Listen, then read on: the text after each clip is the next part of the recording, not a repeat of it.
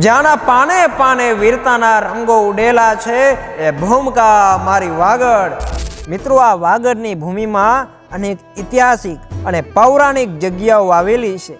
આજે વાત કરવી છે એમાંની એક ખૂબ જ મહત્વની જગ્યા વિશે. રાપર તાલુકામાં આવેલા અમરાપર ગામની અંદર ઐતિહાસિક રધીસર મહાદેવની જગ્યા આવેલી છે. આ રધીસર મહાદેવની જગ્યા ખૂબ જ ઐતિહાસિક છે. અહીંયા અનેક લડાઈઓ લડાઈ છે અને જેના સાક્ષી રૂપે મંદિરની બાજુમાં પહાડિયાઓ ઊભા છે. રધીસર મહાદેવની જગ્યાના પૂજારી આજીવન અપરિણિત રહીને પૂજા કરે છે તેઓ કોલ છે. રધીસર મહાદેવની જગ્યાના પૂજારી બાવાજી પાકિસ્તાનથી ઇંગરાજ માતાજીને લાવેલા અને તેમને આ જગ્યાએ બેસાડેલા તેવું જાણવા મળે છે.